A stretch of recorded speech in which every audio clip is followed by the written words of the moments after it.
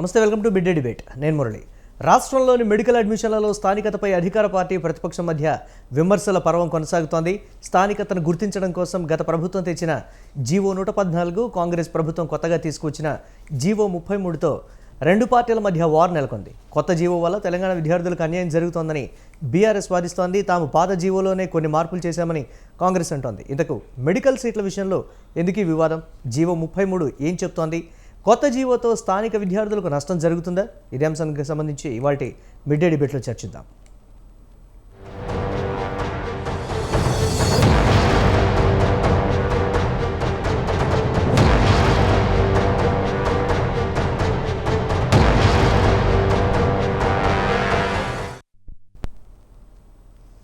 పాత చట్టానికి సంబంధించి పాత విధానాన్నే మేము అవలంబిస్తున్నామని ప్రస్తుత కాంగ్రెస్ ప్రభుత్వం అయితే చెప్తోంది. కానీ 10 ఏళ్ల వరకు మాత్రమే విభజన చట్టంలో ఉన్నటువంటి దాని ప్రకారమే మేము చేశాం. ఇప్పుడు మీకు మార్చేటువంటి అధికారం ఉంది. స్థానికతకు దీనికి సంబంధించి నష్టం జరుగుతుంది స్థానిక యువతకు అనేటువంటి ప్రతిపాదన అయితే బీఆర్ఎస్ నుంచి విమర్శలు కూడా గుప్పిస్తున్నటువంటి పరిస్థితి ఉంది. కాంగ్రెస్ ప్రభుత్వం ఇటువంటి నిర్ణయాలు తీసుకోవద్దు, యువత భవిష్యత్తును నాశనం చేయొద్దని అయితే చెప్తోంది. ఇదే అంశానికి సంబంధించి వాటి మిడ్ డే డిబేట్లో చర్చిద్దాం. దీనిపై మనతో డిబేట్లో పార్టిసిపేట్ చేస్తున్నారు తెజావత్ వెంకట్ నాయక్, కాంగ్రెస్ రాష్ట్ర నాయకులు, అలాగే గెల్లు శ్రీనివాస్ యాదవ్, బీఆర్ఎస్ రాష్ట్ర అధ్యక్షులు, అలాగే తిరునహరి శేషు గారు, అసిస్టెంట్ ప్రొఫెసర్, కాకతీయ యూనివర్సిటీ నుంచి వారు లైవ్లో సిద్ధంగా ఉన్నారు. అలాగే ఆజాద్ గారు, పీడిఎస్యు రాష్ట్ర ప్రధాన కార్యదర్శి, అలాగే సాదిక్ గారు, పొలిటికల్ అనలిస్ట్, వారు కూడా లైవ్లో సిద్ధంగా ఉన్నారు. ఇక ఇదే అంశానికి సంబంధించి ముందుగా తెజావత్ వెంకట్ నాయక్ కాంగ్రెస్ పార్టీ నుంచి ఉన్నారు. వెంకట్ గారు నమస్తే. సార్ నమస్కారం. సార్ ఏంటి ఎలా చూడాలి? అసలు పాత విధానాన్ని అవలంబిస్తున్నామని చెప్తున్నప్పటికీ కూడా అది 10 ఏళ్ల పాటే ఉంటుంది. ఇప్పుడు మీరు కొత్తగా తీసుకొచ్చే దానికి సంబంధించి స్థానికంగా ఉండేటువంటి విద్యార్థులకైతే నష్టం జరుగుతుంది. ఈ మెరిట్ ప్రాతిపదికన కావచ్చు, లేకపోతే ఇతరత్ర విధి విధానాలకు సంబంధించి యువత విషయంలో ఎందుకు మీరు ఈ విధంగా చేస్తున్నారు అని చెప్పేసి బీఆర్ఎస్ నుంచి వస్తున్నటువంటి విమర్శలు. ఎందుకు పర్టికులర్గా విద్యార్థుల విషయంలోనే, నిరుద్యోగుల విషయంలోనే, ఏదైతే వారి భవిష్యత్తు బాగుండాలని చెప్పేసి మేము అధికారంలోకి వచ్చామని చెప్తూనే వారి విషయంలో ఎందుకు కాంట్రవర్సీలు జరుగుతున్నాయనేటువంటి కొన్ని విమర్శలు. వెంకట గారు ఏం చెప్తారు మీరు? ముందుగా మీకు ప్యానెల్ ఉన్న పెద్దలకు నమస్కారం. సార్ విషయం ఏంటంటే ఇప్పుడు విద్యార్థుల విషయంలో కానీ, సరే నిరుద్యోగుల విషయంలో కానీ, ఏ విషయంలో కానీ ఆ విధంగానే రాజకీయాలు చేయాలని చెప్పి వాళ్ళు కంకణం కట్టుకుని కూర్చున్నప్పుడు ఈ విషయాన్ని హాట్ టాపిక్ గా మార్చే ప్రయత్నం చేస్తారు. సార్ ఇప్పుడు కేటీఆర్ గారు విద్యార్థులకు అన్యాయం జరిగిందని చెప్పారు. మరి ఏ విధంగా అన్యాయం జరిగింది అది కూడా చెప్తే బాగుంటది కదా. ఏ విధంగా అన్యాయం జరిగింది, ఏ కోణంలో అన్యాయం జరిగిందని సైంటిఫిక్ గా చెప్తే బాగుండు. కానీ అదేదో కేటీఆర్ గారికి ఒక అలవాటు ఉంటుంది, ట్విట్టర్లో ప్రతిసారి స్పందించాలి, ప్రతి దానికి ఏదో ఒక దానికి రాజకీయం చేసుకుంటూ ముందుకెళ్ళాలన్న ఒక ఆలోచన చేసే కేటీఆర్ గారికి ఉంటుంది. ఆ కోణంలోనే దీన్ని చేస్తుంటారు. సార్ ఒక విషయం, ఇప్పుడు పెద్దవారు ఉన్నారు, శేషు గారు ఉన్నారు, వారు అన్ని విషయాలు చాలా క్లియర్ కట్ గా చెప్తారు. విషయం ఏంటంటే సార్, ఇప్పుడు జూలై 5వ తారీఖు 2017 నాడు వాళ్ళు తీసుకొచ్చారు 114 జీవో, 114 జీవో తీసుకొచ్చారు. తీసుకొచ్చిన తర్వాత ఇప్పుడు మేము తీసుకొచ్చిన 33 అది జీవో ఏదైతే ఉందో అది కూడా సేమ్ దాంట్లో నుంచి తీసుకున్న అంశాలే. కానీ ఇప్పుడు మనకి విషయం ఏంటంటే సార్, విభజన చట్టంలో ఉన్న హామీలు కానీ దాన్ని కానీ ఇది డిజాల్వ్ అయిపోయింది. ఎప్పుడు June 2కి డిజాల్వ్ అయిపోయింది. డిజాల్వ్ అయిపోయిన తర్వాత ఇంకా కొత్తది ఏదైతే ఉంటుందో ఆ జీవోని ఈ గవర్నమెంట్ కొత్తగా తీసుకొచ్చిన జీవో అది. సో దాంట్లో స్థానికత విషయంలో కానీ ఇంకేదో విషయంలో కానీ వాళ్ళు ఇప్పుడు గతం వరకు వాళ్ళు తీసుకొచ్చిన ఏదైతే ఉందో దాంట్లో కూడా ఏది స్థానికత విషయంలో తెలంగాణ ప్రజలకు అన్యాయం జరిగిందని చెప్పి మేము కూడా వేగంగా మాట్లాడొచ్చు. కానీ మేమేమంటున్నాం అంటే సైంటిఫికల్ గా చూపించే ప్రయత్నం చేయాలి కదా. ఇప్పుడు ఆ జీవోను ఈ జీవోను కంపేర్ చేసుకున్నప్పుడు ఆ సేమ్ జీవోలు ఉన్నాయి, పెద్ద తేడా ఏం లేదు. కానీ మనం ఏంటి June 2 బేస్ మీదనే దాన్ని మార్చే ఏకపక్ష నిర్ణయాలా, లేకపోతే విద్యార్థి సంఘాలా, లేకపోతే ఇతరత్ర అందరితో కూడా ఎందుకు చర్చించి నిర్ణయం తీసుకోలేదు అనేటువంటి ఒక విమర్శలు ఉన్నాయి. కాంగ్రెస్ పార్టీలో ఏం చర్చ జరుగుతుంది దీని మీద? సార్ ఇప్పుడు విషయం ఏంటంటే కొన్ని విషయాలు విద్యార్థి సంఘాలతో నిర్ణయించుకోవాలి, కొన్ని విషయాలు అఖిల పక్షంతో నిర్ణయం తీసుకోవాలి, కొన్ని విషయాలు ఏమో క్యాబినెట్ లో తీసుకునే నిర్ణయాలు ఉంటాయి. ఇది ఏదో ఏకచిత్రాధిపత్యంతోనో లేకపోతే నియంతృత్వంతో తీసుకునే నిర్ణయాలు కాదు సార్. ఈ విషయంలో కాంగ్రెస్ పార్టీకి క్లియర్ కట్ అజెండా ఉంది, Congress party clear cut vision ఉంది. ఇప్పుడు మనం బేసికల్గా బోనోఫైడ్ ఏదైతే ఉందో వాటిని అటాచ్ చేసే విషయంలోనే సార్ ఇది ప్రధానంగా మన ఇయర్ బేస్డ్ ఏదైతే ఉందో అది బోనోఫైడ్ అటాచ్మెంట్ తోనే ఉన్నది. అది కాంగ్రెస్ పార్టీ ఏదో ప్రభుత్వం ఏదో గుడ్డిగా తీసుకున్న నిర్ణయం అయితే కాదు. కానీ కేటీఆర్ గారు మేమేమంటున్నాము, కేటీఆర్ గారికి ఒక సూటి ప్రశ్న, ఇన్ కేసు మీరు అన్యాయం జరిగిందని అంటున్నారు కదా, అది ఏ పారామీటర్ మీద జరిగింది, ఏ బేస్ మీద జరిగింది అది చెప్తే బాగుంటది కదా. అదెందుకు సైంటిఫికల్ గా చెప్తలేరు? మాట్లాడదాం దీనికి సంబంధించి వెంకట గారు. అలాగే తిరునహరి శేషు గారు, ఆజాద్ గారు, వీరిద్దరితో మాట్లాడే ముందుగా అనలిస్ట్ సాదిక్ గారితో ఒకసారి మాట్లాడదాం. స్టూడియోలో వారు కూడా ఉన్నారు. సాదిక్ గారు నమస్తే. ప్రతి అంశం కూడా పొలిటికలైజ్ అవుతుందా, పొలిటికలైజ్ చేస్తున్నారా? దానికి ప్రభుత్వాన్ని టార్గెట్ చేయడానికి విద్యార్థుల అంశమా, నిరుద్యోగుల అంశమా, ఏ అంశాన్ని కూడా వదిలిపెట్టేటువంటి పరిస్థితి లేవనేటువంటి కొన్ని విమర్శలు. నిజంగా మెడికల్ సీట్ల విషయంలో కాంగ్రెస్ పార్టీ తీసుకున్నటువంటి ఈ 33 కొత్తగా సవరించినటువంటి దానికి సంబంధించి ఏమైనా అన్యాయం జరిగేటువంటి పరిస్థితులు ఉంటాయి, పాతదానికి దీనికి ఉన్నటువంటి డిఫరెన్సెస్ ఏంటి అనేటువంటి కన్ఫ్యూజన్. ఒక విషయం అండి, కొత్త ప్రభుత్వం 10 సంవత్సరాల తర్వాత వచ్చింది. వచ్చిన తర్వాత ఉండే అటువంటి విషయాల లోపల కొంత నిపుణుల సలహా తీసుకొని ఒక పని చేయాలి. ఓకే.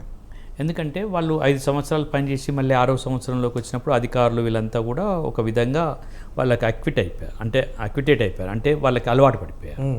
వాళ్ళ విధానాలకి, కేసీఆర్ విధానాలకి, బీఆర్ఎస్ విధానాలకి వాళ్ళు అలవాటు పడిపోయారు. ఈ విధానాలు ఇట్లా ఉంటాయని తెలిసింది.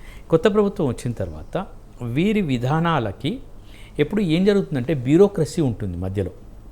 ఈ బ్యూరోక్రసీ ఏం చేస్తుంటుందంటే వీళ్ళు వాళ్ళకి సలహాలు ఇస్తూ ఉంటారు.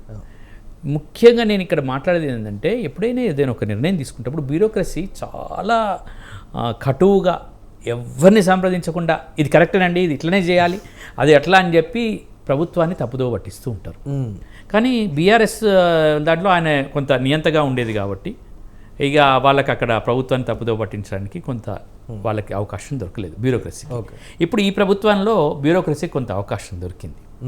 దొరికినప్పుడు ఏం చేస్తున్నారు, వాళ్ళు ఏదో జీవోలు టకటక మారుస్తున్నారు. ఇప్పుడు ఈ జీవోను చూడండి, కొంత ఆలోచన చేసి కొంత నిపుణులతో ఒక చిన్న మీటింగ్ మేము ఇట్లా చేస్తున్నామని, చాలామంది మనకు నిపుణులు ఉన్నారు, చాలా నిపుణులను పిలిపించేసి మేము ఇట్లా చేస్తున్నాం విద్యార్థి సంఘాలను, ఏముందండి వాళ్ళ అభిప్రాయాలు చెప్తారు, మనం ఆ అభిప్రాయాలతో కొన్ని దాన్ని చొప్పించి చేసేస్తే అయిపోతుంది.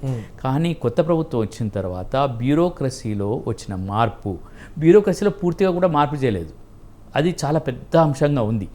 అంటే బ్యూరోక్రసీలో మార్పు అంటే ఏంటి, అందరినీ ఇంకా ఇప్పుడు ఒక నవీన్ మిట్టల్ లాంటి వాళ్ళు ఉన్నారు ఇంకా CCLAలో, వాళ్ళని అట్లనే ఉంచి తీసేయాలంటే నేను అట్లా తీసేయను అంటే అక్కడి నుంచి స్థానం బదిలీ చేసి ఒక కొత్త విధానాలను ఆలోచించి, ప్రజాపాలన అంటున్నాం కదా, ప్రజాపాలన అంటే ఏంటిది, ప్రజలను ఆలోచించి చేయాలి.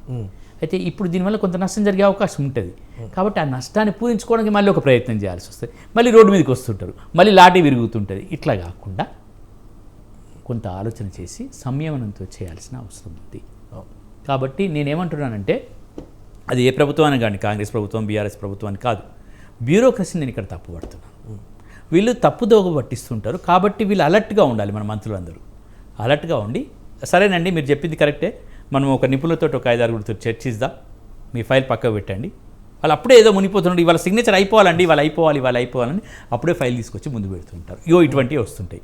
అప్పుడు ఏం చేయాలంటే ఒక నిపుణులతో చర్చిద్దాం, ఒక రోజు, ఈ రోజే సాయంత్రానికి అందరిని పిలవండి, అందుబాటులో ఉన్న వాళ్ళను, రేపు 1 గంట చర్చిద్దాం, సాయంత్రానికల్లా ఫైల్ చేసేద్దాం అనేది ఖచ్చితంగా ఈ ప్రభుత్వానికి ఇప్పుడు అవసరం.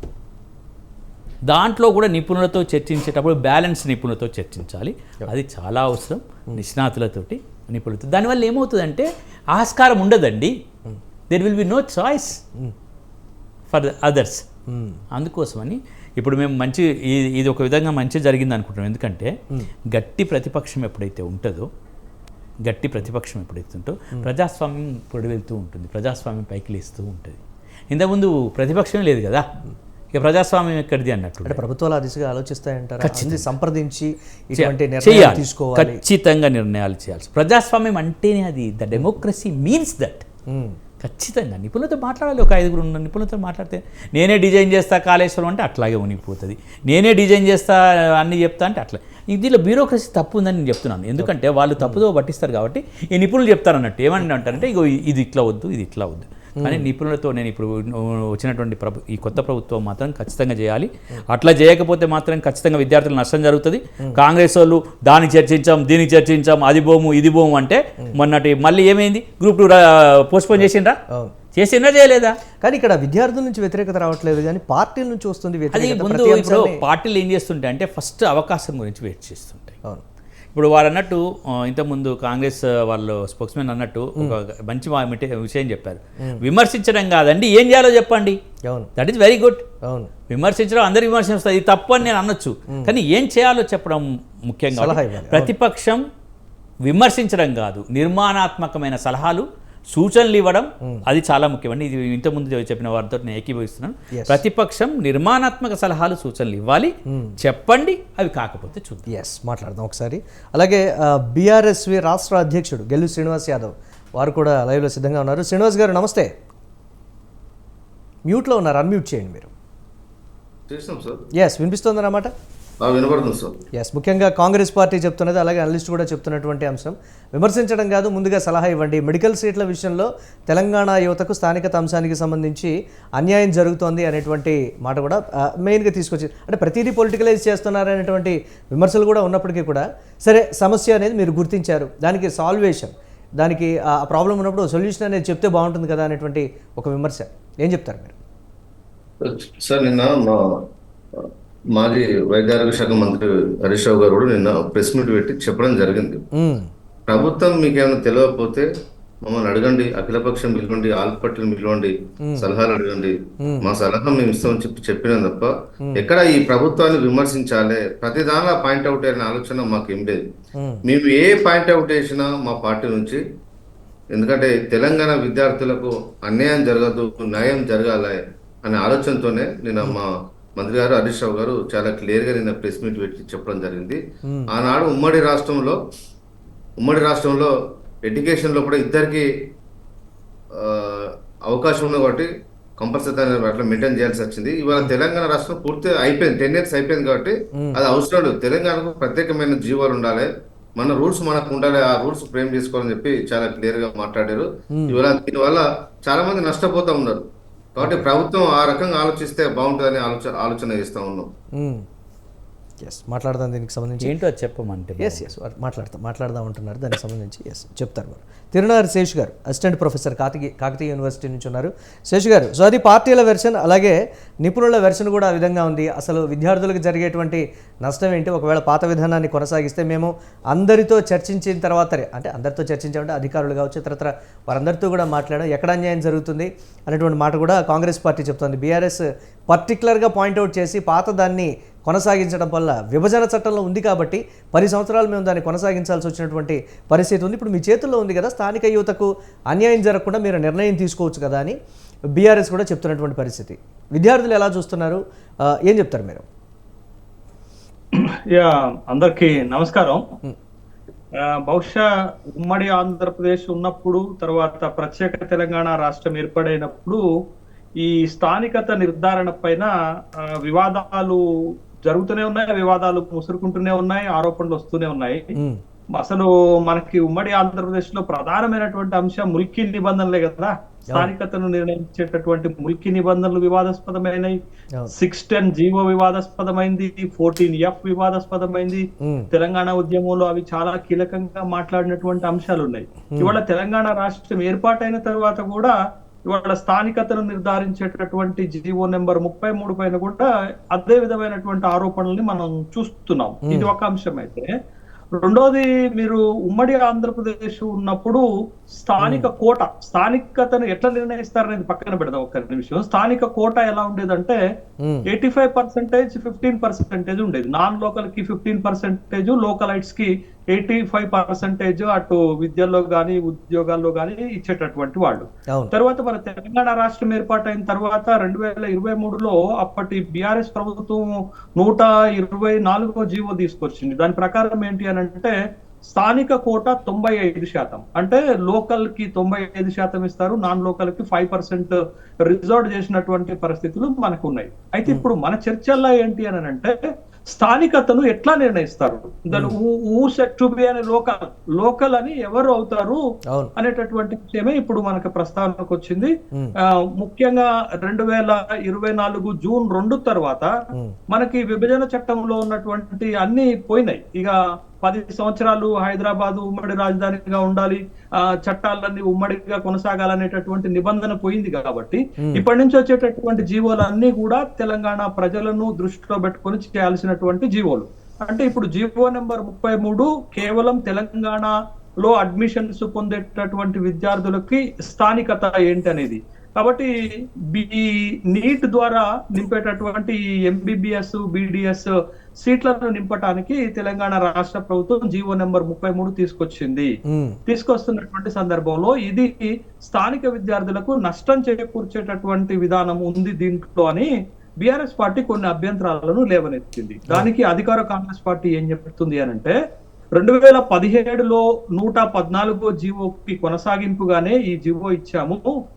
కాబట్టి ఇది స్థానికంగా తెలంగాణ విద్యార్థులకు నష్టం జరగదు అనేటటువంటి అభిప్రాయాన్ని ప్రభుత్వం వ్యక్తం చేస్తుంది. అయితే దీని నేపథ్యాన్ని గనక మనం చూస్తే 1979లో 646 జీవో తీసుకొచ్చారు. దానికి కొనసాగింపుగానే 2017లో 114 జీవో తీసుకొచ్చారు. దానికి కొనసాగింపుగానే ఇప్పుడు 33 జీవో తీసుకొచ్చారు. అయితే 2017లో వచ్చినటువంటి జీవోకి ఇప్పుడు వచ్చినటువంటి జీవోకి ఒక చిన్న మార్పు చేశారు. ఆ మార్పే విద్యార్థులకు నష్టం చేసేటటువంటి అవకాశం ఉందనేటటువంటి అభిప్రాయాలు వ్యక్తమవుతున్నాయి. ఇప్పుడు వచ్చినటువంటి ఈ 33వ జీవోలో కీలకమైనటువంటి అంశం ఏంటంటే, ఒక విద్యార్థి స్థానికతను నిర్ణయించడానికి వాళ్ళు తీసుకున్నటువంటి ఒక క్రైటీరియా ఏంటి అనంటే,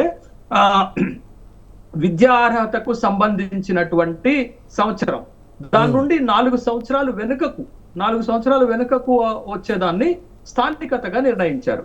అయితే జీవో నెంబర్ 114 లో ఉన్నది ఏంటంటే, 9వ తరగతి, 10వ తరగతి, 11వ తరగతి, 12వ తరగతి చదివితే లోకల్ అవుట్ అవుతారు. బట్ ఈ జీవోలో వచ్చేది ఏంటంటే, ఆ విద్యార్హతకు సంబంధించిన దాని దగ్గర నుంచి వెనుకకు 4 సంవత్సరాలు. అంటే ఇప్పుడు ఎంబీబీఎస్ సీట్ గానీ బీడీఎస్ సీట్ గానీ పొందడానికి విద్యార్హత ఏంటది? ఇంటర్మీడియట్. ఇంటర్మీడియట్ అంటే 12, 11, 12వ తరగతి నుంచి 4 సంవత్సరాలు వెనుకకు రావాలి. 12, 11, 10, 9 4 సంవత్సరాలు వెనక్కి వచ్చారంటే, అంటే 9వ తరగతి, 10వ తరగతి, 11వ తరగతి, 12వ తరగతి కనుక చదివి ఉంటే వాళ్ళు స్థానికులు అవుతారు అనేది ఈ 33వ జీవోలో ఉన్నటువంటి విషయం. అయితే 14వ జీవోకి దీనికి తేడా ఏంటి అంటే, 114 జీవోలో ఇంకొకటి ఉంది. ఈ నిబంధనే కాకుండా ఇంకొక నిబంధన ఏముంది అని అంటే, అక్కడ 7 సంవత్సరాలలో గరిష్టంగా 4 సంవత్సరాలు చదివినటువంటి వాళ్ళు లోకలైట్ అవుతారు అనేటటువంటిది. అంటే మనం స్కూలింగ్ తీసుకుంటే అది ప్రొటెక్షన్ అక్కడ. కానీ ఇక్కడ 33వ జీవోకి వచ్చేసరకు కేవలం ఈ 4 సంవత్సరాల నిబంధన ఉండటం వల్ల విద్యార్థులు, ముఖ్యంగా తెలంగాణలో చదివినటువంటి విద్యార్థులకు నష్టం జరుగుతుంది అనేటటువంటి అభిప్రాయం 2 అంశాల్లో వస్తుంది. ఒక అంశం ఏంటి అంటే, సాధారణంగా మనందరికీ తెలిసిందే, తెలంగాణ ఏర్పడ్డ తర్వాత ఏర్పడక ముందు జరిగిన పరిణామాలు ఏంటి అంటే, +2 అంటే ఇంటర్మీడియట్ చదవటానికి చాలా మంది విద్యార్థులు తెలంగాణ ప్రాంతం నుంచి రాజస్థాన్ కోటాకు వెళ్ళేటటువంటి వాళ్ళు, తెలంగాణ ప్రాంతం నుంచి విజయవాడకు వెళ్ళి చదువుకునేటటువంటి వాళ్ళు ఇంటర్మీడియట్. ఎందుకనంటే ఇంటర్మీడియట్ విజయవాడలో చదివినా, రాజస్థాన్ కోటాలో చదివినా వాళ్ళకి ఐఐటీలు వస్తాయి, లేకపోతే మెడికల్ సీట్లు వస్తాయని ఒక అపోహతోటి చాలా మంది విద్యార్థులు అక్కడికి వెళ్ళేటటువంటి వాళ్ళు. ఇప్పుడు మనం 9, 10, 11, 12 నిబంధన పెడితే ఆ విద్యార్థులకు నష్టం జరుగుతుంది అనేటటువంటి అభిప్రాయం ఒకటి వ్యక్తం అవుతుంది. ఇది మనం గమనించాలి. వస్తున్నటువంటి సమస్యలు ఏంటంటే శేషు గారు, ఇది విద్యార్థుల్లో టెన్షనా, రాజకీయ పార్టీల్లో టెన్షనా, లేకపోతే అంటే మీరు విద్యార్థుల్ని దగ్గరగా కూడా చూస్తూ ఉంటారు, అంటే విద్యార్థుల్లో టెన్షన్ ఉంటుందా? పొలిటికలైజ్ ఇష్యూ కింద పొలిటికల్ లీడర్లు దీనికి సంబంధించి టెన్షన్ పడుతున్నారా, లేకపోతే అధికార పార్టీని టెన్షన్ పెట్టాలన్నటువంటి ఒక ఆలోచన అనేది కూడా చాలా మందిలో ఉన్నటువంటి ఒక కన్ఫ్యూజన్. ఎలా చూడాలి దాన్ని? అంటే ఈ 33వ జీవో వచ్చిన తర్వాత, ఈ నిబంధన పెట్టిన తర్వాత, ఎవరైతే తెలంగాణ రాష్ట్రంలో ఇంటర్మీడియట్ చదవనటువంటి విద్యార్థుల తల్లిదండ్రులు హరీష్ రావు గారిని కలిసి, మా పిల్లలకి ఇది నష్టం జరుగుతుంది, మీరు దీన్ని మాట్లాడాలి అనేటటువంటి ఒక అభిప్రాయం చెప్పేసరికి హరీష్ రావు గారు ఈ విషయాన్ని బయటకు తీశారనే విషయాన్ని గమనించాలా. తర్వాత రెండోది కీలకమైనటువంటి అంశం హరీష్ రావు గారు లేవనెత్తిన దాంతో నేను ఏకీభవిస్తున్నాను. ఏంటి అని అంటే, తను చెప్తున్నది ఏంటి అని అంటే, ఇప్పుడు మీరు ఈ క్వాలిఫికేషన్ నిబంధన ఉంది కదా, చివరి క్వాలిఫికేషన్ ఉండి 4 సంవత్సరాలు వెనుకకు రావాలనేటటువంటి నిబంధన ఏంటి? ఇప్పుడు ఫర్ ఎగ్జాంపుల్ నీట్ ద్వారా తెలంగాణ విద్యార్థికి తమిళనాడులో ఎంబీబీఎస్ సీట్ వచ్చింది. ఎంబీబీఎస్ 4 సంవత్సరాలు అక్కడ చదువుతారు. 4 సంవత్సరాలు ఎంబీబీఎస్ చివరి సంవత్సరం నుంచి 4 సంవత్సరాలు వెనుకకు వస్తే మరి అతను తెలంగాణలో చదవని విద్యార్థి అవుతాడు కదా, పీజీ సీట్ పొందడానికి అతడు నాన్ లోకల్ అవుతాడు కదా. కాబట్టి ఈ నిబంధన ఇట్లా ఉంచుతూ దీనికి ప్రొటెక్షన్ గా 114 లో ఉన్నటువంటి నిబంధన 7 సంవత్సరాల నుంచి 4 సంవత్సరాలు గరిష్టంగా చదవాలనే నిబంధన కూడా ఇందులోకి తీసుకొచ్చుంటే కొంత పిల్లలకు ప్రొటెక్షన్ దొరికేదే. విత్ ద సేమ్ టైం మీరు చూడండి, తమిళనాడులో ఎంత బ్యూటిఫుల్ గా ఉంది.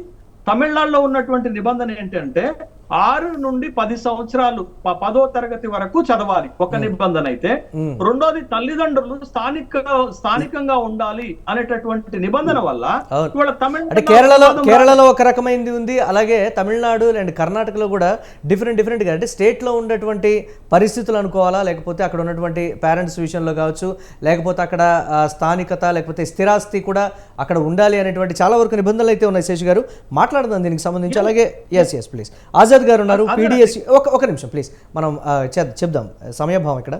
ఆజాద్ గారు ఉన్నారు పీడిఎస్ రాష్ట్ర ప్రధాన కార్యదర్శి, వారితో కూడా మాట్లాడదాం. ఆజాద్ గారు నమస్తే. సార్ నమస్తే సార్. ఎస్, విద్యార్థులు ప్రధానంగా ఏ విధంగా చూడాలి? మొన్నటి వరకు కూడా నిరుద్యోగుల సమస్య, నిరుద్యోగులు చేసినటువంటి ఆందోళనలు కావచ్చు, ఇది కావచ్చు.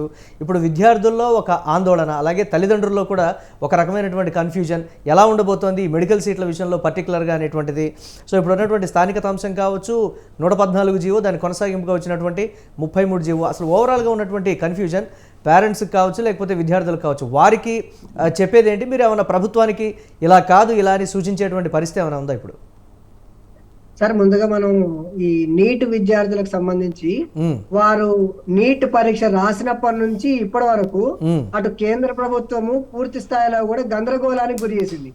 ఎందుకోసం అనంటే గతంలో పేపర్ లీకేజ్ జరగడం వల్ల ఆ పరీక్షను పూర్తి స్థాయిలో రద్దు చేసి పారదర్శకంగా నిర్వహించాలి అనేటువంటి కోణంలో విద్యార్థి సంఘాలుగా, యువజన సంఘాలుగా, ప్రజా సంఘాలుగా, రాజకీయాలకు అతీతంగా బీజేపీ పార్టీ అనుసరిస్తున్నటువంటి విద్యార్థి వ్యతిరేక విధానాల పైన ఆందోళన చేసి డైరెక్ట్ సుప్రీంకోర్టుకు వెళ్లి మరి సుప్రీంకోర్టు జడ్జి న్యాయ విచారణ జరిపించాలి, దీనిపైన పూర్తిస్థాయిలో పక్షపాతం లేకుండా విద్యార్థులందరికీ న్యాయం చేకూర్చేటువంటి విధంగా చేయాలని చెప్పేసి కేంద్రంతో యుద్ధం ఒక రకంగా చేసినటువంటి పరిస్థితిని మనం చూస్తున్నాం. అప్పుడు కాంగ్రెస్ పార్టీకి సంబంధించినటువంటి విద్యార్థి సంఘం, యువజన సంఘం కూడా ఈ పోరాటంలో పార్టిసిపేషన్ చేయడం జరిగింది.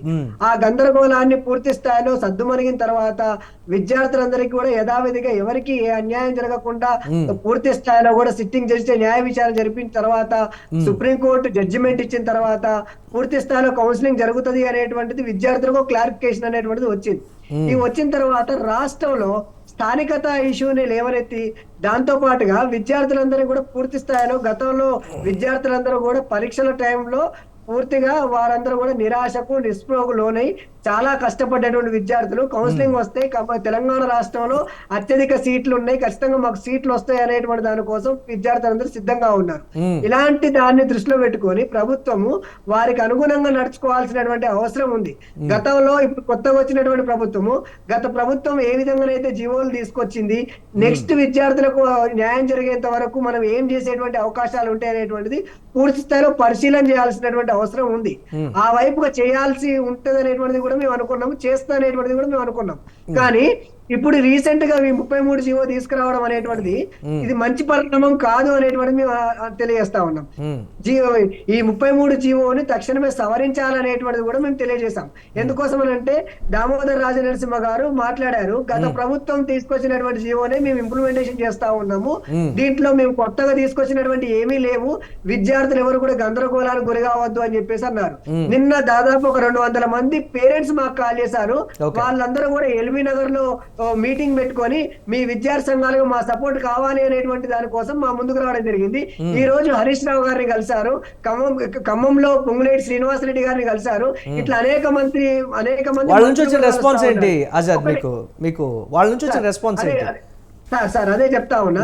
ఇప్పుడు వారందరూ కూడా మేము ఏమడుతా ఉన్నాం అంటే స్థానికత అంశాన్ని గతం నుంచి ఇప్పటి వరకు కూడా స్థానికతకు సంబంధించిన దాంట్లో 7th క్లాస్ వరకు ఎవరైతే ఉంటారో, 7th క్లాస్ వరకు లోకల్ ఎవరైతే అవుతారో వాళ్ళని స్థానికులుగా గుర్తించవచ్చు అనేటువంటిది ఉద్యోగాల విషయాల్లో క్లారిఫికేషన్ అనేటువంటిది ఉంది.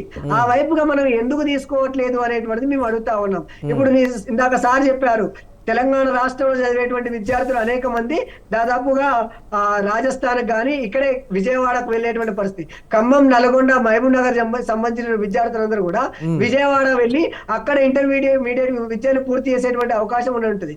అట్లనే ఆంధ్ర విద్యార్థులు కూడా తెలంగాణ రాష్ట్రానికి వచ్చి ఇంటర్మీడియట్ చదివేటువంటి అవకాశం ఉంటుంది. ఇప్పుడు ఈ జీవో వల్ల తెలంగాణ రాష్ట్రంలోకి వచ్చి ఆంధ్ర విద్యార్థులు ఎవరైతే ఉన్నారో ఇక్కడ తెలంగాణ రాష్ట్రంలో మెడికల్ సీట్లు పెరిగినాయి, మెడికల్ కాలేజీలు పెరిగినాయి అనేటువంటి దానికోసము వారు స్కూల్ ఎడ్యుకేషన్ ఎయిత్ నుంచి ఇంటర్మీడియట్ వరకు ఇక్కడ పూర్తి చేస్తే వారు ఇక్కడ లోకల్ అవుతారు కదా. అంటే తెలంగాణ రాష్ట్రానికి సంబంధించినటువంటి విద్యార్థులు అన్యాయమయ్యేటువంటి అవకాశం ఉంటది కదా, వారికి కూడా లోకల్ అవకాశం ఉండేటువంటి పరిస్థితి ఉంటది కదా.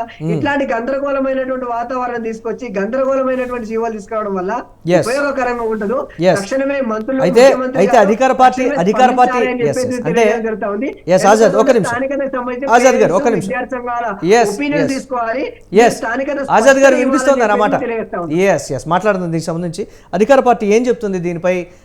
వెంకట్ గారు మీరు ఏం చెప్తారు దీనికి సంబంధించి? సో అది పీడిఎస్యు అలాగే పేరెంట్స్ నుంచి వస్తున్నటువంటి విజ్ఞప్తులు అంటే ఉద్యమంలాగా రాలేదు కానీ నిరసన అయితే వ్యక్తమయ్యేటువంటి ఛాన్సెస్ ఉన్నాయి.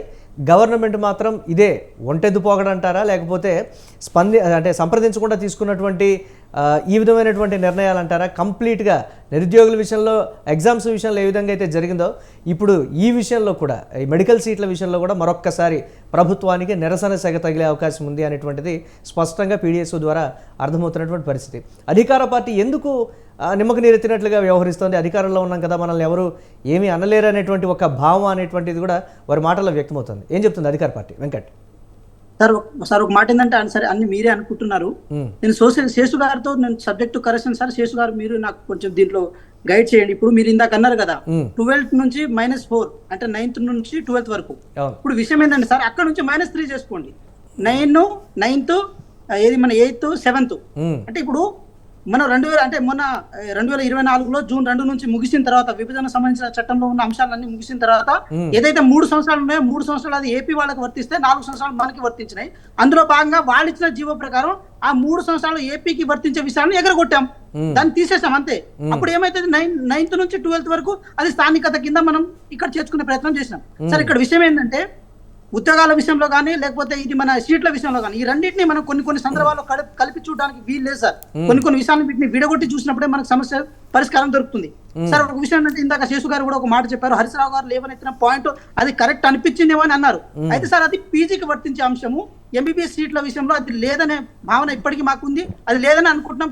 గవర్నమెంట్ ఇంకా ఆ విషయంలో ఇంకా జీవోలో చేర్చలేదేమో అనుకుంటాం. ఎందుకంటే ఎంబీబీఎస్ సీట్ల వేరే విషయంలో ఉంది, మళ్ళీ పీజీ సీట్ల విషయంలో వేరే ఉంది. సో అది పీజీ సీట్లలో కూడా వర్తిస్తే కనుక నిజంగా శేషు గారు చెప్పినట్టు అది కరెక్ట్ అవుతుంది. సార్ ఇంకో విషయం చెప్తున్నాం, శేషు గారు ఇంకో మాట కూడా చెప్పారు, విజయవాడలో చదువుకుంటున్నారు లేకపోతే రాజస్థాన్ కోటాలో చదువుకుంటున్నారు అని చెప్పారు సార్. సార్ పర్టికులర్ గా మనం ఒకప్పుడు వినేది ఏది సిఏ కోర్సుల కోసం కానీ ఎంసెట్ కోచింగ్ల కోసం కానీ వీటి కోసం కానీ ఎక్కువ విజయవాడకు పోయేవాళ్ళు. ఏది అక్కడ ఇది శ్రీ చైతన్య నారాయణ లాంటి విద్యా సంస్థలు అక్కడ ఉండడం వల్ల ఎక్కువ అక్కడ పోయేవాళ్ళు. కానీ 2014 తర్వాత ఆ పరిస్థితులు పూర్తిగా మారిపోయినాయి సార్. అక్కడ రాజధాని లేకపోవడం వల్లనో లేకపోతే ఏ కారణాల చేతనో మనకు తెలియదు కానీ పర్టికులర్ గా హైదరాబాద్ సెంట్రిక్ గా మారిపోయింది. ఇన్ కేసు మన స్టేట్ నుంచి వేరే ప్లేస్ కు వెళ్ళినా కూడా కోచింగ్ పర్పస్ లో వెళ్తున్నారు కానీ ఇంటర్మీడియట్ బేస్ పర్పస్ లో వెళ్తలేరు సార్. ఇంటర్మీడియట్ చదవాలన్న కారణం చేత వేరే రాష్ట్రాలకు వెళ్లే విద్యార్థులు కనీసం 0.1 కానీ 2% కూడా లేరు సార్. ఉన్నా కూడా అనివార్య కారణాల చేత ఉండొచ్చేమో కానీ పర్టికులర్ గా అయితే లేరు. ఎందుకంటే ఆ స్టాండర్డ్ ఆఫ్ క్వాలిటీ ఎడ్యుకేషన్ ఇక్కడ తెలంగాణలో దొరుకుతుంది. అన్ని హై ఇన్స్టిట్యూషన్స్ మన హైదరాబాద్ లో అంటే మన భారతదేశం వ్యాప్తంగా టాప్ 3లో ఉన్న ఇన్స్టిట్యూషన్స్ అన్ని మాక్సిమం హైదరాబాద్ లో ఉన్నాయి కాబట్టి ఆ ప్రొవిజన్ కూడా లేదు. కాబట్టి విషయం ఏంటంటే సార్ వారిచ్చిన జీవో ఏదైతే 2017లో ఇచ్చిన జీవో 114 ఏదైతే ఉందో ఆ జీవోనే 33 జీవోలో మెన్షన్ చేసి ఉంది.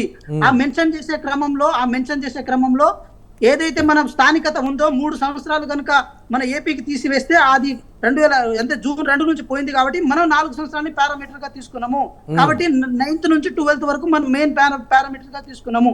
ఇది టెక్నికల్ గా కరెక్ట్ ఉంది. ఇన్ కేసు దీన్ని బీఆర్ఎస్ పార్టీ కానీ లేకపోతే మనకు కేటీఆర్ గారు కానీ హరీశ్రావు కానీ వీళ్ళు కనుక టెక్నికల్ అడ్వైస్ ఇస్తే బాగుంటుంది. బట్ ఏదో క్రిటిసైజ్ చేసినట్టు వేగంగా చెప్పేసి అయితే కాదు కదా. ఇప్పుడు నేను ఇదే చెప్తున్నాను కదా సార్. హరీశ్రావు మాట్లాడింది అలానే ఉందిగా. హరీశ్రావు మాట్లాడింది అధికార పార్టీకి సజెషన్ ఇస్తూ కూడా మార్చుకుంటే బాగుంటుంది, 10 ఏళ్ల పాటు మేము ఎందుకు మార్చలేకపోయాం, ఎందుకు చేయలేకపోయాం, విభజన చట్టంలో అది ఉంది కాబట్టి మాకు సవరణలకు అవకాశం లేదు, ఇప్పుడు మీకు అవకాశం ఉంది కదా, మీరు తెలంగాణ యువతని. సార్ వారు కూడా సార్ నేను ఒకటి చెప్తున్నా, వారు కూడా వాళ్ళ జీవో ప్రకారం ఏముంది 6 నుంచి 12 ఉంది. అది తీసేద్దాం సార్. ఇప్పుడు ఆ 3 సంవత్సరాలు తీసేస్తే ఆటోమేటిక్ అదే వస్తుంది కదా, 9 to 12 వస్తుంది. ఇప్పుడు వారిచ్చిన ఏం సజెషన్ ఇవ్వగలుగుతారు? ఇది మొత్తం కలపమని చెప్తారా? మరి మొత్తం కలపమని చెప్తే మళ్ళీ ఏపీకి సపోర్ట్ చేసినట్టు అవుతుంది. మరి అది ఓకేనా? సో మేమేమంటున్నాం సార్, ఇప్పుడు పొలిటికల్ గా ఏ స్టేట్మెంట్ అయినా ఇవ్వచ్చు కాక అంటే అధికార పార్టీ విమర్శించడానికి అవకాశం ఇస్తుందా, ప్రతిపక్షానికి రాజకీయాలు చేయడానికి అవకాశం ఇస్తుందా, లేకపోతే ప్రతిపక్షాలు ప్రజల్లోకి వెళ్ళడానికి కాంగ్రెస్ పార్టీ అవకాశం ఇస్తుందా అనేటువంటి రీతిలో నేను కంక్లూడ్ చేస్తాను సార్ మురళి సార్. ఇప్పుడు ట్విట్టర్ లో కేటీఆర్ గారు పెట్టారు కదా, పెట్టినప్పుడు ఇంకా కొంచెం స్పేస్ ఉంటది. ఏది వాళ్ళు టైప్ చేసిన వర్డ్స్ కంటే ఇంకా కొంచెం స్పేస్ ఉంటది. ఆ స్పేస్ లో కూడా advice given to the government అని చెప్పి రాసి కింద ఒక 4 పేరాలు రాసి అప్పుడు తీసుకున్నది గవర్నమెంట్ ప్రాపర్ వేలో. మీరు జస్ట్ కేవలం వేగ్ గా విమర్శ చేస్తారు అంతే, దాని టెక్నికాలిటీ చూపలేదు, దాని లీగల్ గా ఉన్న దాని అంశాలు మీరు చూపలేదు. కాబట్టి అదే మేము మా కన్సర్న్ అంతే. సరే, ఈ అంశం పార్టీల నుంచి ప్రజల చేతిలోకి వెళ్తే, ఈ అంశం పార్టీల నుంచి ప్రజల చేతుల్లోకో, విద్యార్థుల చేతుల్లోకో, విద్యార్థుల పేరెంట్స్ చేతుల్లోకి వెళ్ళిపోతే అది నిరసనలాగా, ఉద్యమంలాగా, వ్యతిరేకతలాగా రాదా? అది అవకాశం ఎందుకు ఇస్తుంది ప్రభుత్వం? ఇప్పుడు ఆజాద్ గారు ఒక మాట చెప్పారు సార్, విజయవాడలో చదువుకుంటారు, వేరే చోట చదువుకుంటారు. నేను ఆజాద్ గారికి ఒకటే క్లారిటీ ఇస్తున్నా, ఇంటర్మీడియట్ వేరే స్టేట్ లో చదవడానికి స్కోప్ లేదు, అంత స్పేస్ అక్కడ లేదు. హైదరాబాద్ కంటే ది బెస్ట్ ఇన్స్టిట్యూషన్స్ బయట లేవు. ఇన్ కేసు ఆంధ్రప్రదేశ్ కు బోర్డర్ లో వారు చెప్పినట్టుగా ఒక యాంగిల్ ఎందుకు చూడకూడదు? ఆంధ్రప్రదేశ్ కు బోర్డర్ లో ఉన్నటువంటి హైదరాబాద్ వరకు వచ్చేటువంటి పరిస్థితి కన్నా 100 కిలోమీటర్ల దగ్గరలో ఉన్న కోచింగ్ కు వెళ్లే వాళ్ళం. కోచింగ్ ఇప్పుడు మీరు చూస్తారు కదా సార్, సిఏ మాస్టర్ మైండ్స్ అని కొన్ని ఇన్స్టిట్యూషన్స్. ఖమ్మం, నల్గొండ జిల్లాల వాళ్ళు విజయవాడ, నేను కూడా ఖమ్మం జిల్లా వాసిన సార్. శ్రీనివాస్ గారు ప్లీజ్ కంటిన్యూ. శ్రీనివాస్ గారు, ఖమ్మం జిల్లా వాళ్ళు ఆజాద్ గారు please let him speak. Education అప్పుడు ఇంతకుముందు సోదరు చెప్తుండు, హైదరాబాద్ అని ఇవాళ టాప్ 3లో టాప్ 4లో ఇవాళ ఎడ్యుకేషన్ హబ్ ఉందని చెప్తుండు. అందుకనే హైదరాబాద్ లో ఎడ్యుకేషన్ హబ్ ఉన్నది కాబట్టి ఇవాళ ఆంధ్రప్రదేశ్ సంబంధించిన విద్యార్థులు ఇంతకుముందు వారే చెప్పారు ఏమని, ఆంధ్రప్రదేశ్ లో రాజధాని లేకపోవడం వల్ల కావచ్చు, ఇక్కడ హైదరాబాద్ లో ఎడ్యుకేషన్స్ మంచి ఇన్స్టిట్యూషన్స్ ఉండడం వల్ల కావచ్చు, చాలా మంది ఇక్కడ చదువుకున్నారు. కొద్ది మంది చదువుకోలేదు, చాలా మంది ఇక్కడ ఉమ్మడి రాజధానిగా ఇక్కడ హైదరాబాద్ వాళ్ళకు ఉన్నది కాబట్టి చాలా మంది ఆంధ్ర విద్యార్థులు అందరూ కూడా ఇవాళ తెలంగాణలో చదువుకున్నారు. కాబట్టి ఇవాళ తీసుకొచ్చిన 33 జీవో ప్రకారం చూసుకుంటే 9th నుంచి 12th వరకు చూసుకుంటే వాళ్ళంతా లోకల్ అయిపోతారు. ఇక్కడ లోకల్ అయితే తెలంగాణలో ఇవాళ పెరిగిన మెడికల్ కాలేజ్ లోపల కేసీఆర్ గారు ముఖ్యమంత్రి అయిన తర్వాత 14 తర్వాత పెంచిన మెడికల్ కాలేజ్ దాదాపు ఉమ్మడి రాష్ట్రంలో 250 మెడికల్ సీట్లు ఉంటే ఇవాళ కేసీఆర్ గారు ముఖ్యమంత్రి అయిన తర్వాత దానికి 9,000 తీసుకెళ్లిపోయినాం. తెలంగాణ నిధులతో తెలంగాణలో ఇన్ఫ్రాస్ట్రక్చర్ డెవలప్మెంట్ చేసి తెలంగాణ విద్యార్థులకు న్యాయం జరగనే ఉద్దేశంతో ఇవాళ గత ప్రభుత్వం ఇవాళ పనిచేస్తే, ఈ ప్రభుత్వం వచ్చిన తర్వాత ఆంధ్ర విద్యార్థులకు ఇవాళ మొత్తం ఇవాళ డోర్లు తెరుస్తుంది. ఒక దిక్కు ఉమ్మడి రాజధాని అయిపోయాక తర్వాత కూడా ఇవాళ వాళ్ళకి ఓపెన్ చేయాల్సిన అవసరం ఉంది. తెలంగాణ ప్రత్యేకమైన రూల్స్ మీరు ఫ్రేమ్ చేయండి, అందులో తప్పే ఉన్నది, సమయం ఉన్నది కదా. ఇప్పటికీ మించింది ఏం లేదు. మీరు ఇచ్చిన 33 జీవో కూడా దాన్ని అమెండ్మెంట్ చేయొచ్చు. విద్యార్థులందరూ ఒక అవసరం అంటే మీరే పిలుచుకోండి. ఇవాళ ప్రతిపక్షాన్ని పిలవాలని కూడా మేమేమంటాం. ఇవాళ మా నాయకులు మీడియా పరంగా ఇవాళ మేము స్టేట్మెంట్ ఇచ్చినాం, మేము ఇచ్చిన దానిలో మంచిగా రిసీవ్ చేసుకునే అవకాశం ఉంటే మీరు మమ్మల్ని పిలవకుండా కూడా మీరు దాన్ని ఆ జీవాలు మీరు నెక్స్ట్ అమెండ్మెంట్ వేసి కూడా పొందుపరచుకోవచ్చు. ఏటీఎస్సీ తెలంగాణ విద్యార్థులకు న్యాయం జరిగే విధంగా మీరు నిర్ణయాలు తీసుకోవాలని చెప్పి వాళ్ళు ఈ ప్రభుత్వాన్ని కోరినాం. మీరు దిగి రాకపోతే ఎట్లా దించాలో కూడా మాకు తెలుసు. ఎందుకంటే ఉమ్మడి రాష్ట్రంలో కూడా మీకు కొట్లాయనం తెలంగాణ విద్యార్థులకు మెడికల్ సీట్ల లోపల చాలా నష్టం జరుగుతుంది. అంటే ఉద్యమమేనంటారా శ్రీనివాస్ గారు? శ్రీనివాస్ గారు, ప్రభుత్వం వినకపోతే శ్రీనివాస్ గారు ప్రభుత్వం వినకపోయినా తెలంగాణ విద్యార్థులకు కేటాయించాలని చెప్పి శ్రీనివాస్ గారు వినపడుతుందా నా మాట? వినపడుతుందా మీకు? ఎస్. ఒకవేళ ప్రభుత్వం కానీ దిగి రాకపోయినా వినకపోయినా ఎటువంటి మార్పులు వెంకట్ గారు సార్, మురళి సార్, ఒక్క క్వశ్చన్ సీనానికి నేను డైరెక్ట్ క్వశ్చన్ ఇస్తున్నాను. సీనా, ఇప్పుడు మీరు చేసిన జీవోని మార్పు చేసాము, ఆ మార్పులో 3 సంవత్సరాలు తగ్గించాము, అది కూడా ఏపీకి రావాల్సిన కోటాని మేము తగ్గించి పూర్తి తెలంగాణకి ఇచ్చాము. దానికి ఇప్పుడు 114 కి రీప్లేస్ 33 జీవో. ఇప్పుడు మేమేమంటున్నాము, మార్పు జరిగింది కాబట్టే కదా తెలంగాణ విద్యార్థులకు న్యాయం జరుగుతున్నట్టే కదా. మిత్రుడు సోదరా, ఇప్పుడు నేను ఏమంటున్నా అంటే మీరు 1 నుంచి 6 వరకు పెట్టండి, అట్లయితే పూర్తిగా తెలంగాణ వాళ్ళకి వస్తాయి కదా. ఇవాళ ఉమ్మడి రాజధాని ఉమ్మడి ఆంధ్రప్రదేశ్ ఎడ్యుకేషన్ లో ఇవాళ 2 రాష్ట్రాలు అవకాశం ఉంది కాబట్టి తెలంగాణ ప్రాంతానికి సంబంధించిన ఇవాళ విద్యార్థులు ఆంధ్రాకి వెళ్ళి ఇవాళ ఎంబీబీఎస్ బీడీఎస్ సీట్లు ఆడ అడ్మిషన్ కంప్లీట్ చేసుకొని తెలంగాణలో మళ్ళీ రిజిస్ట్రేషన్ చేసుకుంటే ఇవాళ ఇక్కడ ప్రభుత్వం ఇవాళ తెలంగాణ విద్యార్థులకు ఇవాళ అవకాశం ఇస్తలేదు. లాస్ట్ 4 years ఆంధ్రప్రదేశ్ తెలంగాణ విద్యార్థులు నష్టపోయే పరిస్థితి వచ్చింది.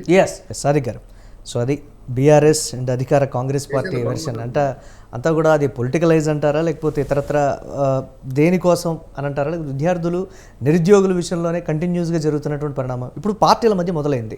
అది విద్యార్థుల తల్లిదండ్రులు, ప్రజలు, అలాగే విద్యార్థి సంఘాల చేతుల్లోకి వెళ్ళిపోతే అది ఒక ఉద్యమం, నిరసనలాగా వచ్చేటువంటి ఛాన్సెస్ ఉంది. ప్రభుత్వం మేల్కొని ఏం చేస్తే బాగుంటుంది అనేటువంటి ఇక్కడ చాలా ముఖ్యంగా మనం అందరం ఆలోచన చేయాల్సిన అవసరం ఏమిటంటే అందరం కూడా విద్యార్థి కేంద్రకంగా ఆలోచించాలి. విద్యార్థి తల్లిదండ్రుల కేంద్రకంగా ఆలోచించాలి. పార్టీలన్నీ పక్కకు పెట్టండి, పొలిటిక్స్ అవన్నీ కూడా పక్కకు పెడతాం. ముఖ్యంగా ఏంటంటే ఇంతకుముందు శేషు గారు చెప్తున్నప్పుడు జీవోలో అంతకుముందు జీవోలో మనకి 4 years లిబరల్గా ఇచ్చారు. ఎక్కడైనా 1 to 8th లోపల కానీ ఇప్పుడు 7th లోపల ఎక్కడైనా వాళ్ళు 4 years కంటిన్యూస్గా చదివినట్లయితే లోకల్ అవుతారు అనేది. అవును. ఇంతకుముందు మన కాంగ్రెస్ స్పోక్స్మెన్ మాట్లాడుతూ ఏమన్నారంటే వాళ్ళు ఇక్కడ చదువుతలేరు, ఇప్పుడు చదవడం అనేది మనం నిర్బంధం చేయలేం, అవును. నిర్బంధ విద్య ఉండదు, ఎందుకంటే మీరు ఇక్కడే చదవాలి. భారతదేశంలో ఆర్టికల్ 19 ప్రకారంగా మనం ఎక్కడికైనా పోయి చదువుకోవచ్చు. నువ్వు ఇక్కడ చదవవు కాబట్టి నీకు స్థానికత లేదు అంటే చాలా దుర్మార్గం. ఎందుకంటే నాకు అక్కడ గుంటూరులో నచ్చుతుందండి చదువు, గుంటూరులో నచ్చిన వాళ్ళు గుంటూరు పంపిస్తారు, ఇక్కడ రాజస్థాన్ నచ్చిన వాళ్ళు రాజస్థాన్ పంపిస్తారు. పంపించినంత మాత్రాన మీరేం చేస్తున్నారు, ఈ జీవో ప్రకారంగా వేటేస్తున్నారు. తెలంగాణ వాదిని, తెలంగాణలో పుట్టినోని, తెలంగాణ పుట్టిన స్టూడెంట్ను నువ్వు కాదురా భయ్య అని చెప్తున్నారు. ఇంత దుర్మార్గం అండి. కాబట్టి నేను ఏమంటున్నానంటే ఇది ఆ 4 సంవత్సరాలు ఏదైతే ఉందో ఈ ఇంతకుముందు ఉన్న జీవోలో అది కంటిన్యూ చేయాల్సిందే. 4 సంవత్సరాలు ఇక్కడ చదివినట్లయితే, నిర్బంధంగా పెట్టకుండా 4 సంవత్సరాలు ఇక్కడ చదివినట్లయితే అని పెట్టాలి. ఇంకో ముఖ్యమైన విషయం ఏంటంటే చాలామంది మన పిల్లలు 9 నుంచి 12 వరకు అక్కడ చదివిన వాళ్ళు కూడా ఉన్నారు. అక్కడ కూడా లోకల్ పోయి అక్కడ సీట్లు తీసుకున్న వాళ్ళు కూడా ఉన్నారు. అట్లా మనము ఇట్లా మనం భారతదేశాన్ని, దేశ సమగ్రతను ఇట్లా చూడాల్సిన అవసరం ఉంటుంది. అంటే అట్లాని కాదని నేను లోకల్ మన పిల్లలు నష్టపోవాలని నేను అనట్లేదు. ఖచ్చితంగా తెలంగాణ పిల్లలకు లాభం జరగాల్సిందే. కాబట్టి ఆ జీవోలో ఉన్నది కొనసాగింపు జరగాల్సిందే. ఏ 4 సంవత్సరాలని ఏదైతే మార్చిందో అది ఎందుకు మార్చిందో చెప్పండి. మీరు చెప్తారా? సమాధానం చెప్తారా? ఎందుకు మార్చిందో చెప్తారా? ఆ మార్పు జరిగేటప్పుడు ప్రజలను అడిగిండ్రా? ఆ మార్పు చేసేటప్పుడు నిపుణులను అడిగిండ్రా? ఎట్లా చేసింది మీరు మార్పు? అంటే మీకు ప్రభుత్వం ఉంది కాబట్టి మీకు ఇష్టం వచ్చినట్టు చేసేటట్టే ఎట్లా చేస్తారండి మార్పు? చేసేటప్పుడు మీరు ఏ నిపుణులను చేశారు? తల్లిదండ్రులతో మాట్లాడారా? కాబట్టి ఇటువంటి విషయాలలో ఇప్పటికే గ్రూప్ 2 ఎగ్జామినేషన్ అని, ఇప్పటికే డిఎస్సి ఎగ్జామినేషన్ అని మన పిల్లల్ని నిరాశకు పరిచాం. లాఠీలు మళ్ళీ మన ప్రభుత్వంలో కూడా మీ ప్రభుత్వంలో కూడా లాఠీలు విరిగినాయా? విరగలేదా? లాఠీలు అయితే విరిగినాయి. లాఠీలు విరగకుండా మీరు చూపించండి, ప్రూవ్ చేయండి ప్లీజ్. వెంకట గారు please let him speak. Political గా ఏదో నేను పొలిటికల్ కాదండి, విద్యార్థుల తరపున మాట్లాడుతున్నాను. నేను ఏ పొలిటికల్ పార్టీ కాదు, లేదు పొలిటికల్ కాదండి. వాయిదా వేయాలని చెప్పి శ్రీనివాస్ గారు ఆగండి ప్లీజ్. శ్రీనివాస్ గారు please let him speak. Srinivas గారు వారిని మాట్లాడండి. ఏ రాజకీయం సాదిక్ గారిని మాట్లాడివ్వాలి. ఏ రాజకీయాలు ఏం లేవండి. రాజకీయంగా వద్దు, రాజకీయం కాదు, రాజకీయాలు వద్దండి. ఇక్కడ రాజకీయం కాదు. ఇక్కడ నేను చాలా ముఖ్యంగా చెప్తున్నాను. ఏమనంటున్నానంటే మీరు మార్చే ముందు చేసిన ప్రక్రియ ఏందో చెప్పండి. ఏదైనా ఒక మార్పు చేసే ముందు మీరు చేసిన ఎక్సర్సైజ్ చెప్పండి. ఎందుకంటే ఇది విద్యార్థుల భవిష్యత్తుకు సంబంధించిన విషయం. మనము ఏదో ఒకటి చేయబోతే అంటే కొన్న నాలుకకి మందేస్తే ఉన్న నాలుక ఊసిపోయింది అంటారు. కొన్న నాలుకకి మందేస్తే ఉన్న నాలుక ఊసిపోయేటట్టు చేయకండి. ఆ 4 సంవత్సరాలు కొనసాగింపుగా ఇవ్వండి. ఇంకా అవసరమైతే దాన్ని ఆపేసి ఇంకా నిపుణులతో మనం మాట్లాడదాం, ఒక చర్చ పెట్టండి. అవసరమైతే మార్చుకోవడానికి సిద్ధమైదాం. మీ పార్టీ గురించి కాదు, మా పార్టీ గురించి కాదు, ఏ జెండా గురించి కాదు, ఏ ఎజెండా గురించి కాదు, విద్యార్థుల భవిష్యత్తు గురించి మాట్లాడుకోవాలి. మాట్లాడుకున్నాక ఈ జీవోని తీసుకొస్తే బాగుంటుంది. కాబట్టి విద్యార్థులతో మనం చెలగాటం ఆడొద్దు. ఇప్పటికే నష్టపోతున్నాము. జాబ్ క్యాలెండర్ విషయంలో కానివ్వండి ఇంకా జరుగుతున్నాయి. చాలా నిరాశలోకి వెళ్లకుండా మనం ఏం చేయాలి, వాళ్ళందరినీ మనం కాపాడుకోవాల్సిన బాధ్యత మన మీద ఉంది, అన్ని పార్టీల మీద ఉంది. మీరు ఇంతకుముందు మీరు సూచన చేసిండు ఏం చేయాలో చెప్పమన్నారు. ఏం చేయాలో చెప్పమన్నాక కూడా మేము వినమంటే ఎట్లా? ఏం చేయాలో మేము చెప్తున్నాం. ఏం చేయాలంటే ఆ 4 సంవత్సరాలు పెట్టాలంటున్నాం. ఏం చేయాలో చెప్పినాక కూడా వాళ్ళు కాదు, వాళ్ళు కూడా చెప్తారు. వాళ్ళు చెప్పకపోతే వాళ్ళు ప్రజలకు అన్యాయం చేసినట్టే. ఇప్పుడు మీరు అన్నట్టు ఏదో ఆరోపణ కాదు, ఏం చేయాలో చెప్పాలనేది నిజం. వాళ్ళు చెప్తారు, మనం వినాలి. అందరం కూర్చొని ఒక నిపుణుల ద్వారా చేయాలి. ఇంకోటి విద్యార్థులతోటి, విద్యార్థి భవిష్యత్తుతోటి చెలగాట మానొద్దు. ఇప్పుడు ఎందుకంటే మొత్తం కూడా ఇప్పుడు నీళ్లు నిధులు తర్వాత మనము ఉద్యోగాలు అనుకున్నాం. కాబట్టి నేను ఏమంటూ చెప్తున్నానంటే ఇప్పుడు ప్రభుత్వం మీద చాలా ఆశలు పెట్టుకున్నాం. కాబట్టి ఆ చాలా ఆశలు పెట్టుకున్నప్పుడు కొంత ఆశలు తీర్చడంలో కొంత చేయాలి. నీళ్ల విషయంలో రాజకీయం ఆల్రెడీ మొదలైంది. నియామకాల విషయంలో రాజకీయం మొదలైంది. సరే, నిధుల విషయం అంటారా? అది వస్తుంది తెలియదు. కాబట్టి రాజకీయాలను పక్కకు పెట్టేసి నేను ఏమంటున్నాను అంటే రాజకీయాలు కాదు, ముఖ్యంగా మనం తెలంగాణను 10 సంవత్సరాలు అయిపోయింది కదా, తెలంగాణ వచ్చి 10 సంవత్సరాలు అయిపోయింది, 10 సంవత్సరాలతో విభజన కూడా పూర్తయింది. ఇంకా తెలంగాణ తత్వం రావాలనేది ఖచ్చితంగా ఉంది. కాకపోతే కొంత చేసేటప్పుడు, కొంత జరిగేటప్పుడు, కొంత మార్పు. ఈరోజు ఏం చేశాను, ధరణి కమిటీ మీద నేను ఇంతకుముందే కోదండరెడ్డి గారి మీటింగ్కి పోయిస్తున్నాను. ఎవరు రాలేదు ప్రతిపక్ష సభ్యులు ఆ మీటింగ్కి. అంటే నేను ఏమంటున్నా అంటే రావాలి, మీటింగ్స్కి రావాలి అందరూ కూడా. ఇప్పుడు మనం చెప్పుకునే అవకాశం ఇచ్చారు. వాళ్ళు ఏం చేశారు, ధరణిని మార్చేటప్పుడు ఒక చెప్పుకునే అవకాశం ఇచ్చారు. ఇప్పుడు దాన్ని మేము ఆహ్వానిస్తున్నాం, చెప్పుకునే అవకాశం ఇవ్వాలి. మీరు ఈ జీవోని మార్చినప్పుడు చెప్పుకునే అవకాశం ఎక్కడ ఇచ్చారు? ఎవరికైనా చెప్పుకునే అవకాశం ఇచ్చిందా? ఈ జీవోని మారుస్తున్నామని చెప్పండి, లేకపోతే ఇంకా నిపుణులతో చర్చ చేయాలి. అంతే తప్ప ఏకపక్ష నిర్ణయాలు తగవు.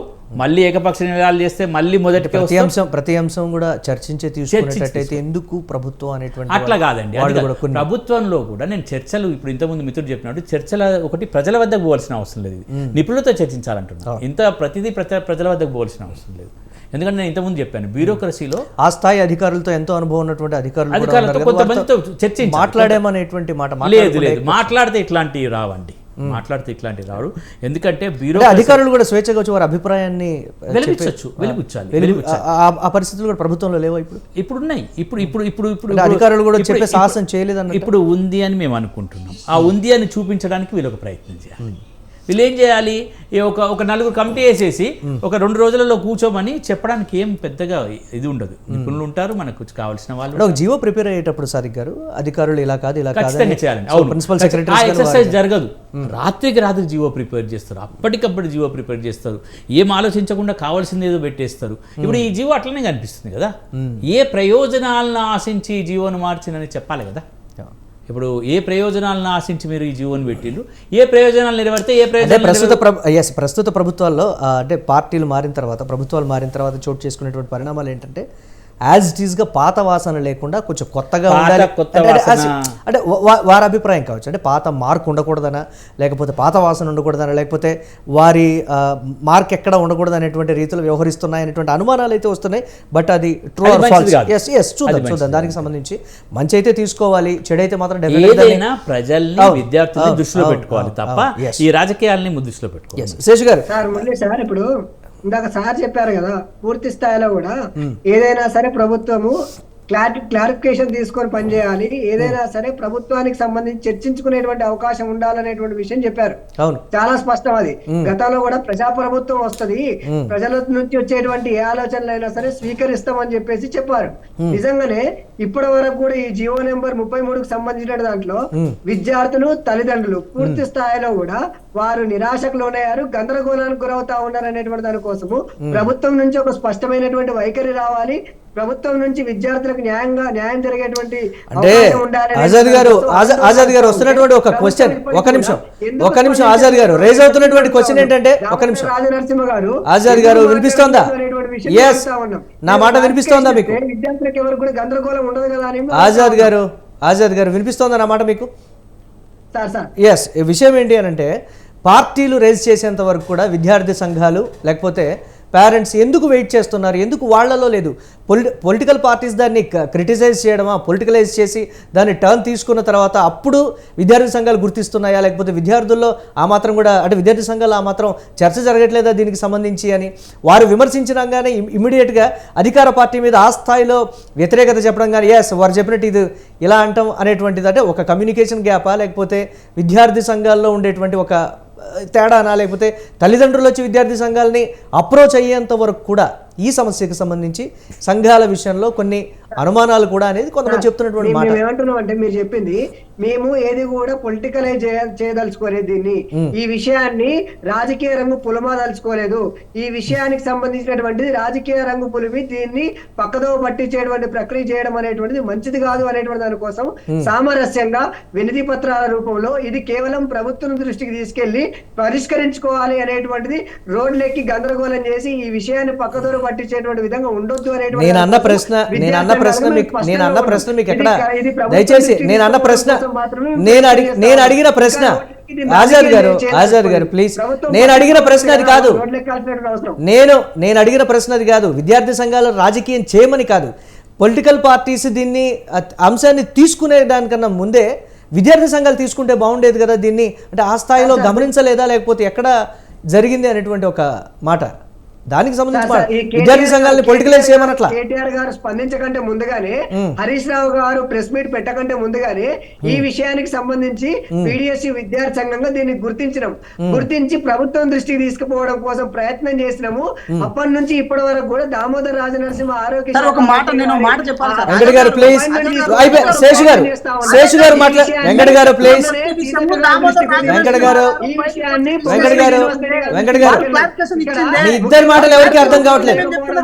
మీ ఇద్దరు ఏం మాట్లాడుతున్నారో ఏమీ అర్థం కావట్లేదు. వెంకట గారు ప్లీజ్, వెంకట గారు అధికార పార్టీ ప్లీజ్, అధికార పార్టీ ప్లీజ్, దయచేసి ఒక్క నిమిషం నేను మాట్లాడేస్తాను. విద్యార్థులు రోడ్లు ఎక్కడం వల్లనే సమస్య పరిష్కారం అవుతుంది.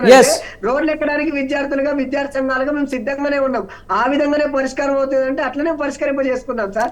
మేము ఆ విధంగా చేసుకోలేదు. సామరస్య ప్రకారంగా పరిష్కరించుకుందాం అనేటువంటి ఆజాద్ గారు, మేము ఇంకా ఆజాద్ గారు ఒక మెడికల్ విద్యార్థి తండ్రి శ్రీనివాస్ గారు ఫోన్ లైన్లో సిద్ధంగా ఉన్నారు. అసలు వారి వెర్షన్ కూడా ఒకసారి తీసుకుందాం. శ్రీనివాస్ గారు నమస్తే. శ్రీనివాస్ గారు నమస్తే అండి. నమస్తే సార్, చెప్పండి. ఇప్పుడు జరుగుతున్నటువంటి పరిణామం అంటే పొలిటికల్ అంశంగా దీన్ని తీసుకోకుండా విద్యార్థుల స్థానికతకు సంబంధించి మెడికల్ సీట్ల విషయంలో పర్టికులర్ గా జరుగుతున్న దానికి సంబంధించి మీ స్పందన ఏంటి? ఇప్పుడు మా అబ్బాయి 1వ తరగతి నుంచి 10వ తరగతి వరకు హైదరాబాద్ రంగారెడ్డి మణికొండలో చదివాడండి. ఇంటర్మీడియట్ మాత్రం బయట చదివాడు విజయవాడలో. అలాగే నాతో పాటు చాలా మంది ఎలాగే చదివారండి. ఇప్పుడు ఎలా నాన్ లోకల్ అవుతాడండి? హై స్కూల్ మొత్తం 1వ తరగతి నుంచి 10వ తరగతి వరకు ఇక్కడే చదువుకున్నాము, హైదరాబాద్ లోనే చదువుకున్నాము. ఇక్కడే పుట్టాడు, ఇక్కడే ఇది 35 ఇయర్స్ నుంచి హైదరాబాద్ లో ఉంటున్నాం. ఇప్పుడు నాన్ లోకల్ అని పెట్టారు. అది ఎప్పుడు తెలిసింది? నీట్ అప్లికేషన్ స్టేట్ ర్యాంక్ వచ్చిన తర్వాత మొన్న ఆగస్టు 3 నింపేటప్పుడు తెలిసిందండి. అప్లికేషన్ నింపేటప్పుడు జీవో వచ్చిందని కూడా తెలియదు. For your kind information, NEET exam ఇప్పుడు జరిగింది సార్. నీట్ నోటిఫికేషన్ ఫిబ్రవరి 9 వచ్చింది. ఎగ్జామ్ మే 5 జరిగింది. రిజల్ట్ జూన్ 1 వచ్చింది. కానీ మన జీవో మాత్రం జూలై 17 వచ్చిందండి.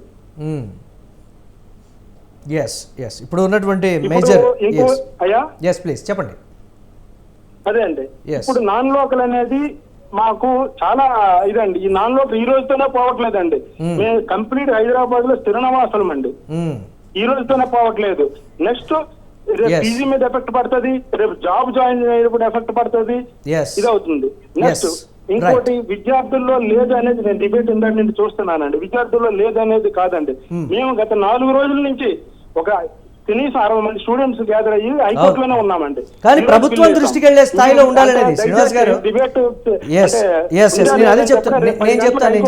మేమందరం మళ్ళీ గ్యాదర్ అవుతున్నామండి. విద్యార్థి పార్టీలతో వెళ్ళాలని కాదండి, మాకు మేము సొల్యూషన్ కావాలండి.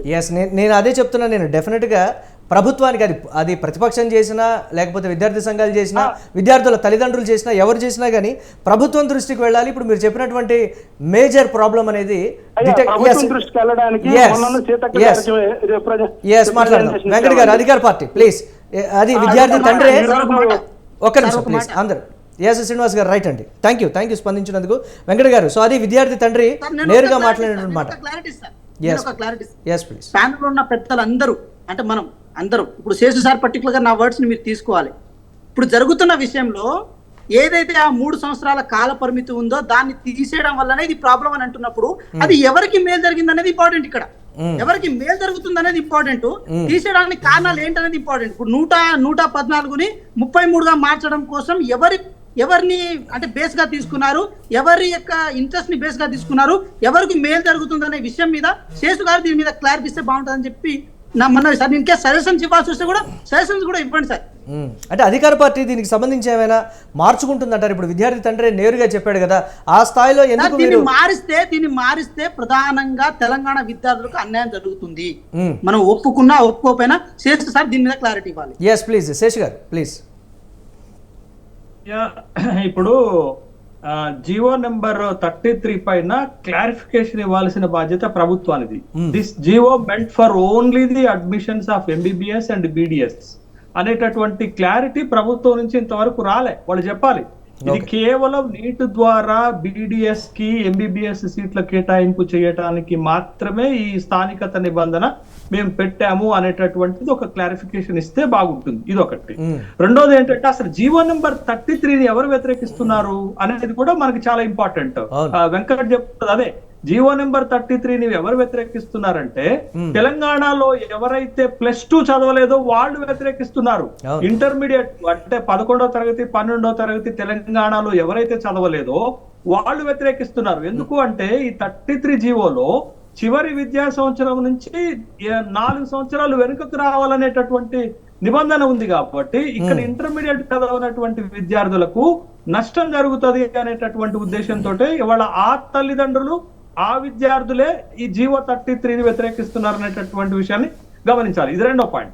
మూడో పాయింట్ ఏంటి అంటే ప్రభుత్వం ఇక్కడ ఒక చిన్న తప్పిదం చేసింది. ఏంటి అనంటే కేవలం స్థానికతను నిర్ణయించడానికి 9, 10, 11, 12 తరగతులు మాత్రమే నిర్ణయించడం వల్ల కొంత నష్టం జరుగుతుంది.